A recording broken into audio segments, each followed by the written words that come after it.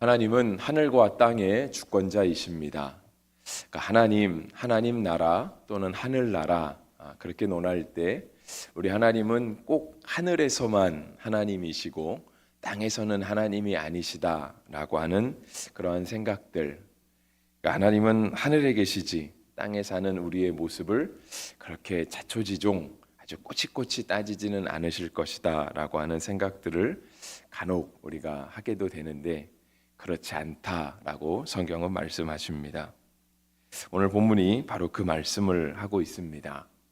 우리가 정말 하나님이 하늘에서만이 아니라 이 땅에서도 우리가 살아가고 있는 이 2025년 대한민국에서도 하나님이 주인이시고 하나님이시라고 한다면 오늘 우리가 본문의 말씀을 받아들이는 데 있어서 크게 어렵지 않으실 것입니다.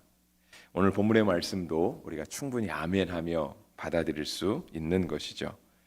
1절과 2절은 이렇게 말씀하십니다. 각 사람은 위에 있는 권세들에게 복종하라. 권세는 하나님으로부터 나지 않음이 없나니 모든 권세는 다 하나님께서 정하신 바라.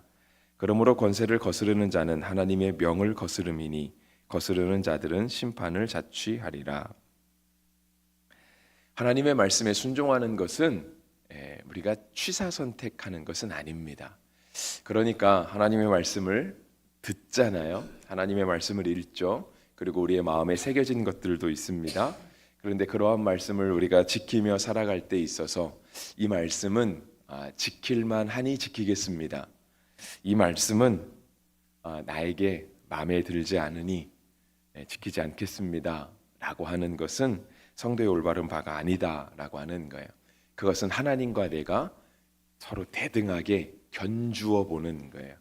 하나님의 말씀 앞에 내가 그보다 더 높은 위치에 서려고 하는 것이죠. 그러니까 오늘 본문의 말씀에 적용하면 아주 간단하게 적용할 수 있습니다. 그러니까 예를 들어 그거죠. 내가 지지한 정당이 정권을 잡았다. 또는 내가 지지하지 않는 정권이 정권을 잡았다. 이것이 나라를 위하여 기도하는 우리의 모습을 바꿀 수는 없다 하는 것이고요. 나라에 순복해야만 하는, 오늘 본문에 나오잖아요. 각 사람은 위에 있는 권세자들에게 복종하라. 하나님의 말씀 따라 나라에 순복하는 우리의 자세를 바꿀 수는 없다 하는 것입니다. 마침 제가 2025년을 살아가면서 로마서 13장의 말씀을 읽고 이러한 말씀을 들으니까 행여나 여러분들 가운데 오해가 있을지도 모르겠습니다. 우리 목사는 민주당 쪽인가 보다, 좌파 정권인가 보다. 여러분 그렇지 않습니다. 설령 국민의힘에서 정권을 잡았다 할지라도 저는 똑같은 설교를 했을 것입니다. 여러분 교회는 또 성도는 정권을 지지하는 사람은 아닙니다. 우리가 내가 마음에 드는 정권이 권력을 잡았다고 해서 무조건 정권을 옹호하는 것은 깨어있지 못한 것이고요. 하나님 앞에 올바른 성도의 자세는 아닙니다. 또 반대로 내가 지지하는 정당이 정권을 잡지 못했다고 해서 무조건 비난하거나 밖에다가 막 이상한 이야기를 자꾸 떠들어 다니면서 국가를 반대하는 것도 역시 하나님의 뜻은 아니고요. 하나님의 명을 거스르는 것이다 라고 하는 것입니다. 여러분 성도는 하나님 나라를 살아가는 사람입니다. 여러분 하나님 나라가 클까요? 세상 나라가 클까요? 당연히 하나님 나라가 크지 않겠습니까? 오늘 우리가 커다란 하나님 나라는 측량할 수 없습니다. 제가 손으로 이렇게 그린다고 해서 요만한 게 아니고요. 하나님 나라는 정말 측량할 수 없어요. 이 측량할 수 없이 커다란 하나님 나라 가운데 우리가 살아가고 있는 나라 대한민국이 있는 거예요. 여러분 우리는 조그만 나라에 살면서 커다란 하나님 나라에 살아가겠다 말하는 사람이 아니고요. 커다란 하나님의 나라를 살아가면서 우리가 현실적으로 속한 이 대한민국에 살아가고 있는 겁니다. 그러니까 우리가 커다란 하나님 나라에 복종할 수 있으면 자연스럽게 나라에도 우리가 살아가고 있는 현실 나라에도 복종할 수 있게 될 것입니다. 조그만 대접에다가 물을 하나 담아놓고 그 물이 담긴 대접을 아주 커다란 세숫대에다가 던져 넣으면 당연히 세숫대의 일부가 되지 않겠습니까? 물론 반대도 되겠죠. 세숫대에 담긴 물을 조그만 종지에 퍼서 떠놓는다고 한다 할지라도 이것이 원래부터 세숫대에 있던 물이지 갑자기 그릇에 들어가 있다 해서 원래부터 그릇에 있던 물은 아닌 거잖아요. 그러니까 성도의 존재가, 교회의 존재가 그렇다라고 하는 것입니다. 그래서 제가 몇 번 말씀드렸던 것 같은데요. 여러분, 교회에서 굳이 정치 얘기 안 하셔도 됩니다. 여러분, 굳이 내가 어떠한 정치적인 소견을 가지고 있는지 교회에서 밝히실 필요 없습니다. 도리어 주일에도 말씀드린 것처럼 그런 말씀하실 시간이 있으면 성경 얘기 한마디 더 하시고 예수님 얘기 한마디 더 하시고, 정말 우리가 그냥 나는 이게 마음에 드는데 이거는 마음에 들지 않아 이런 얘기 하기보다 우리가 하나님 앞에 조금 더 어떻게 올바른 하나님의 백성으로 살아갈 것인가, 우리 교회가 어떻게 하나님 보시기에 더 괜찮은 교회, 진짜 세상 속에는 있지만 세상에 물들지 않고 세상에 휘둘리지 않는 교회로 서게 될 것인가, 그런 것들을 우리가 더 논할 수 있으면 좋겠습니다. 그러면 우리가 이 세상 나라를 위해서 해야 될 것은 무엇이길까 하는 생각이 들죠. 그건 아주 간단합니다. 이미 말씀드렸던 것처럼 열심히 기도하는 겁니다. 열심히. 그리고 기도하는 것만 가지고 사는 것은 아니고요. 또 열심히 나라에 순종하며 사는 거죠. 하지 말라는 거 하지 않고 하라는 거 열심히 하고, 그러면서 그냥 우리가 이 나라에 함께 순종하고 또 힘을 실어주는 그러한 사람들로 살아가는 거예요. 여러분, 교회가 있음으로 해서 나라가 걱정하지 말아야 되지 않겠습니까? 도리어 나라가 있고 교회가 있는데 교회 때문에 나라가 참 힘들더라, 나라가 교회 걱정도 해야 되고 교회 다니는 사람들이 참 골칫거리더라, 저들은 어떻게 했으면 좋겠는지 잘 모르겠더라, 그런 문제거리가 돼서는 안 되지 않겠습니까? 그러니까 우리가 나라에 순복하는 것 같지만 실은 하나님 나라에 순종하는 거예요. 여러분, 교회가 나라의 골칫거리가 되어갖고는 복음을 어떻게 전하겠습니까? 정말 교회가 정말 세상 사람들에게 늘 비난받고 저들이 있어서 우리나라가 참 어지러워, 진짜 우리나라는 예수는 좀 안 믿으면 좋겠어, 그러한 평가를 받아서는 어떻게 우리가 이 나라 가운데 복음을 전하며 하나님 나라의 사명을 감당할 수 있겠습니까? 그러니까 성경이 오늘 그 얘기 하시는 거예요. 성경이 무조건 나라에 복종해라, 무조건 애국하면서 살아라, 그냥 덮어놓고 나라가 하는 일은 다 잘했다고 말해주고 무조건 옹호하지 말고 그렇게 살으라고 말하는 것이 아니고요. 오늘도 하나님 나라를 위하여, 복음을 전하기 위하여 성도가 해야 될 바, 교회가 해야 될 바를 잘하며 살아야 될 것이다 라고 말씀하시는 것입니다. 하나님께서는 나라의 주인이시죠. 하나님 나라의 주인만이 아니라 이 세상 나라에도 주인이십니다. 그래서 우리가 기도하지 않아도 하나님께서는 이 나라를 완벽하게 잘 이끌어 주실 것입니다. 주의 뜻을 따라 나라를 번영하게도 하시고 또 주의 뜻을 따라 고난을 당하게도 하실 것입니다. 하나님의 통치는 여전히 우리 가운데 살아 있습니다. 그렇다고 해서 우리가 기도하지 않을 것은 아니고요. 성경이 우리 가운데 말씀하시잖아요. 쉬지 말고 기도하라. 나라를 위해서도 기도해야 되는 거죠.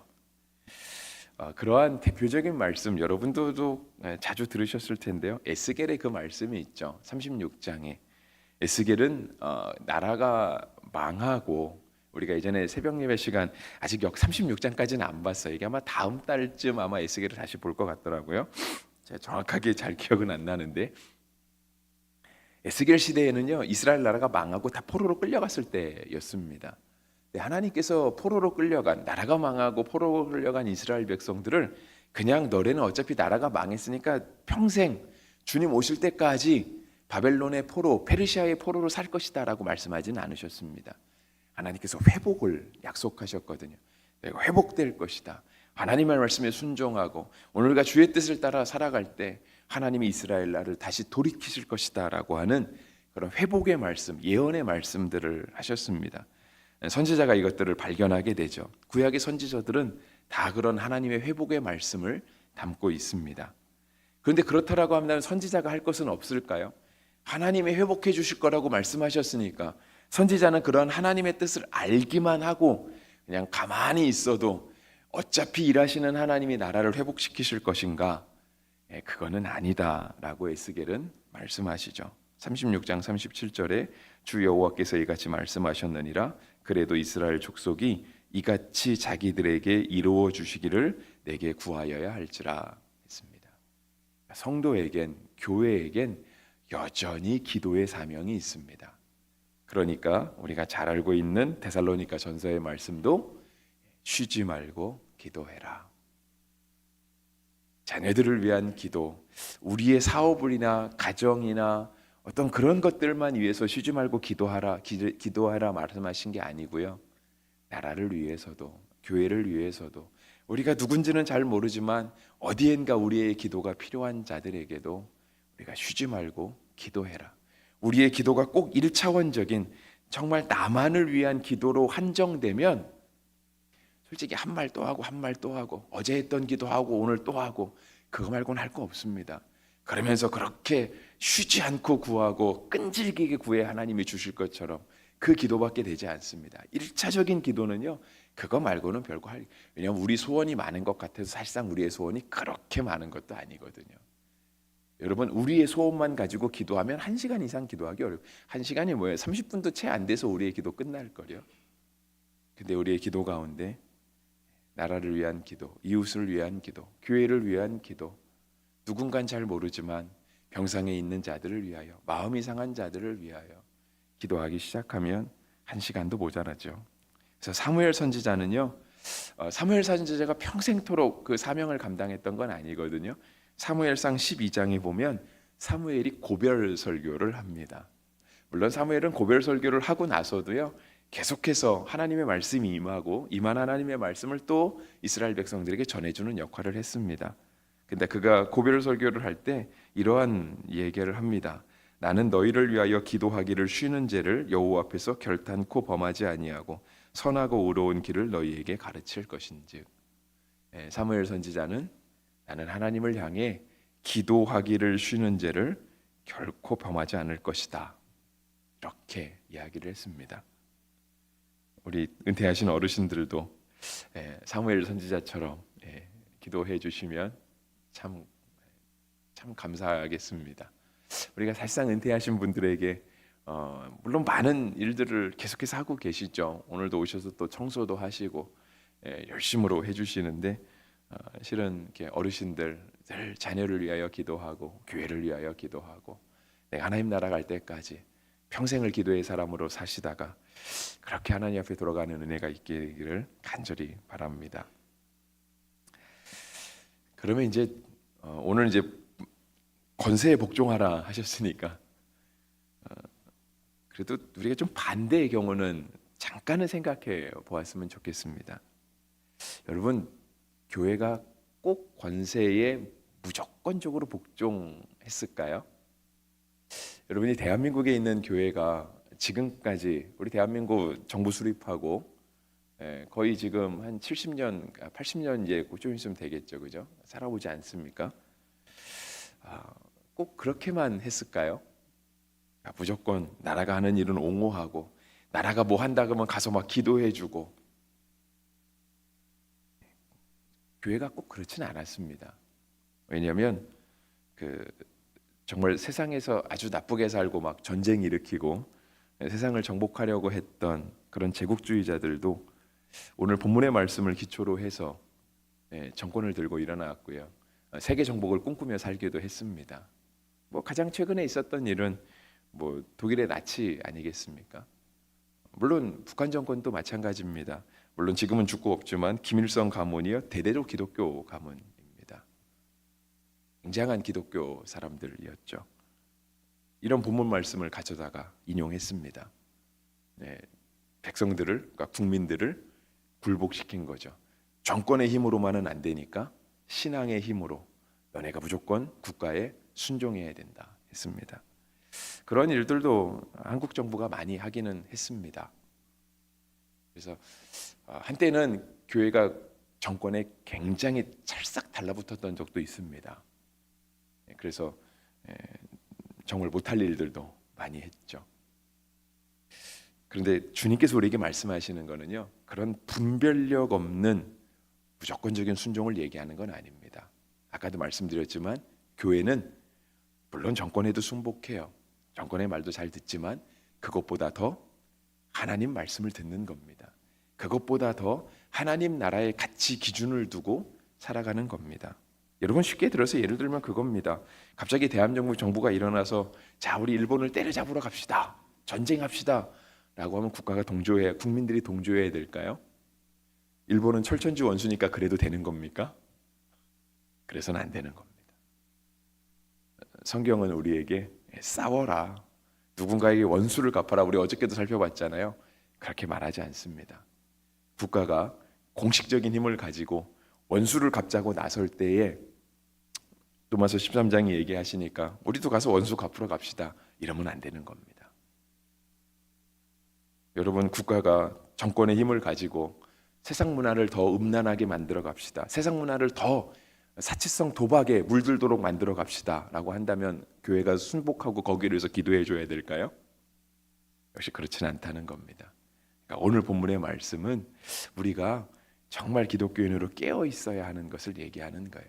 그런데 그 깨어 있음에 있어서 무조건 비난하는 거 그거 안 된다는 겁니다.